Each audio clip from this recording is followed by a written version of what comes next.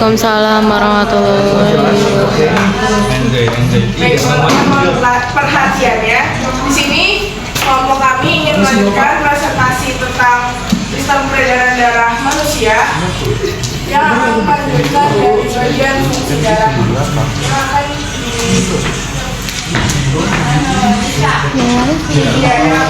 Suruh duduk. Jadi yang pertama ada fungsi darah. Fungsi darah yang pertama itu dia mengangkat dan membawa oksigen ke seluruh tubuh. Yang kedua, selain oksigen, darah juga mengangkat dan membawa sisa makanan untuk diedarkan ke seluruh tubuh. Yang ketiga, mengangkut sisa-sisa metabolisme di dalam tubuh. Yang keempat, mengedarkan hormon untuk mengatur fungsi dan kinerja tubuh. Yang kelima, mengatur keseimbangan pH dan suhu tubuh. Dan yang terakhir, melawan penyakit gangguan atau yang disebabkan melemahnya tubuh. Selanjutnya ada penyakit sel sabit yang akan dibacakan oleh Claudeta. Penyakit sel sabit ini juga cycle cell disease atau disingkat SCD. Penyakit ini seseorang mempunyai sel darah yang menjadi bekas darahnya, dan bentuknya itu C dan tidak normal pada sel darah manusia. Bentuk darah ini mempengaruhi aliran darah di sistem peredaran darah.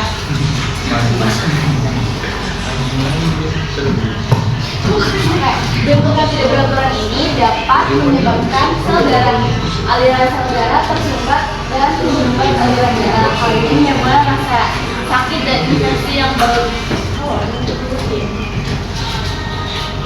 Selanjutnya yaitu organ-organ dalam sistem peredaran darah.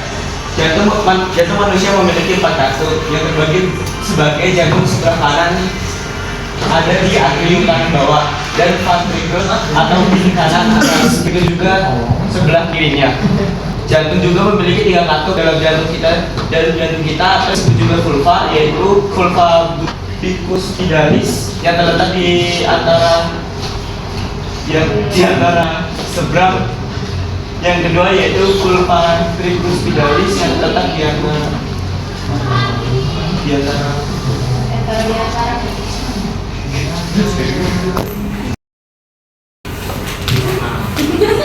selanjutnya yaitu pembuluh darah arteri.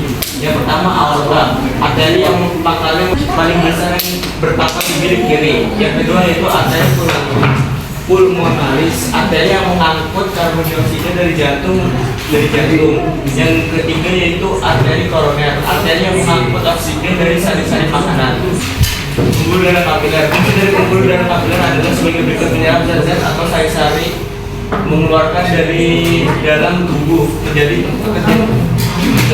tempat terjadinya peredaran darah. Selanjutnya ada ada mekanisme siklus peredaran darah besar dan kecil. Nah, sebelumnya siklus peredaran darah kecil yaitu darah yang mengalir dari jantung ke paru-paru lalu kembali lagi ke jantung.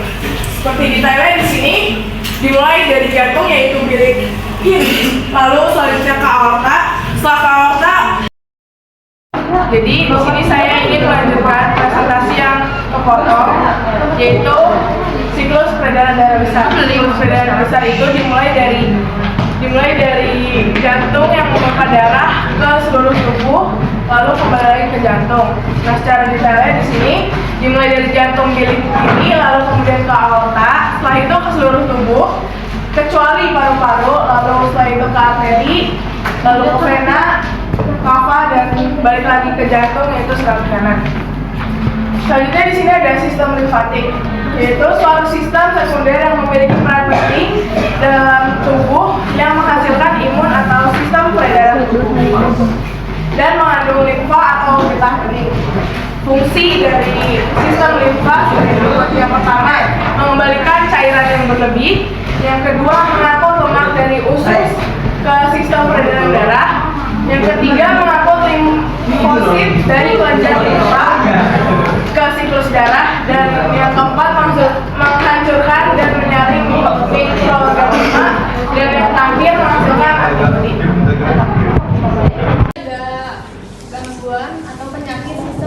peredaran darah. Yang pertama itu ada anemia. Anemia itu disebabkan oleh kekurangannya hemoglobin, eritrosit, dan poluh darah.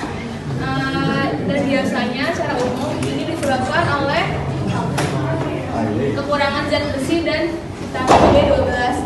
Selanjutnya yang kedua ada leukemia. Leukemia adalah kanker darah yang menyebabkan produksi pertama ada trombus, gumpalan darah dan mengurangi jumlah eritrosit.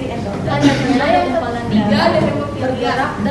Hemofilia adalah kelainan genetik yang mengganggu proses pembuatan darah. Biasanya kayak kalau yang luka, kalau yang menderita hemofilia itu darahnya tuh nggak beku-beku gitu, bocor terus ya. Selanjutnya yang terakhir ada thalassemia, adalah kelainan hemoglobin yang membuat eritrosit mudah rusak. Gangguan atau peredaran darah pada jantung. Yang pertama ada angina. Nyeri dada akibat kurangnya pasokan darah dan oksigen ke otot jantung. Terus ada aritmia, irama tidak teratur, bisa bergerak lebih cepat atau lambat. Terus yang ketiga ada kardiomiopati, kelainan struktur dan fungsi otot jantung yang menyebabkan membuatnya lemah. Yang terakhir ada penyakit jantung koroner. Plak di arteri koroner menghalangi aliran dan plak di arteri koroner menghalangi aliran darah beroksigen ke jantung.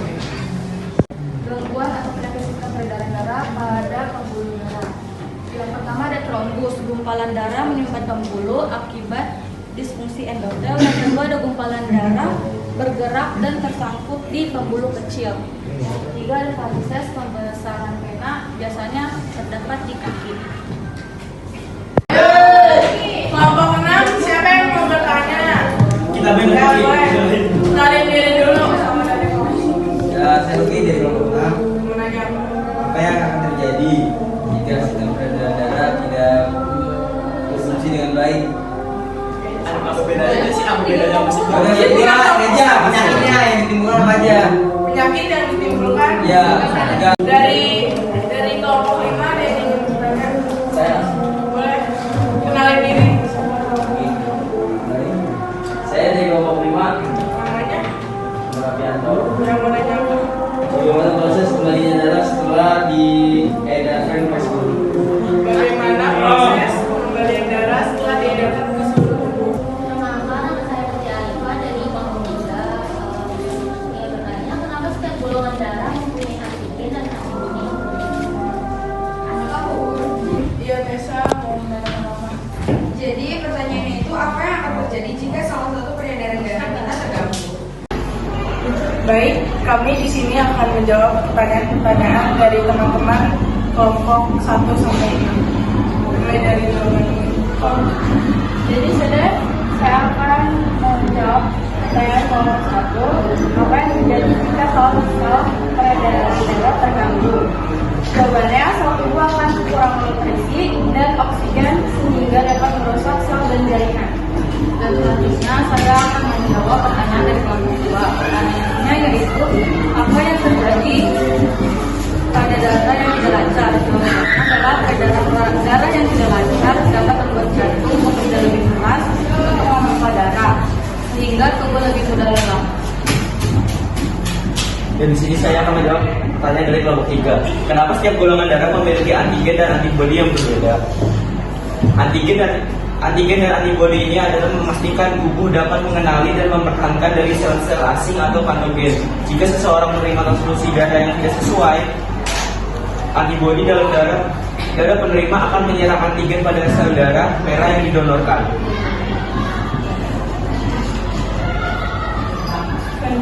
Kelompoknya dari kelompok 5, kenapa darah terbagi menjadi 2, yaitu ada sel darah merah dan sel darah putih. Alasannya, untuk sel darah merah berfungsi untuk mengangkut oksigen dari paru-paru ke seluruh tubuh, dan sel darah merah juga mengandung protein hemoglobin. Dan yang kedua itu ada sel darah putih, fungsinya untuk sebagai bagian dari sistem kekebalan tubuh. Dan beberapa jenis sel darah putih termasuk neutrofil, monosit, eosinofil, dan basophil. Selanjutnya dari kelompok 6, bagaimana proses kembalinya darah setelah diedarkan ke seluruh tubuh? Jawabannya, darah yang dialirkan ke seluruh tubuh tidak lagi mengandung oksigen, akan tapi banyak mengandung karbon dioksida. Jadi setelah kembali ke jantung, darah akan mengandung karbon dioksida tersebut dipompa ke dalam paru-paru. Selanjutnya karbon dioksida diambil dan diganti dengan oksigen melalui proses pernapasan. Sekian presentasi dari kelompok 4 tentang peredaran darah manusia. Kurang lebihnya mohon maaf. Terima kasih. Wassalamualaikum warahmatullahi wabarakatuh.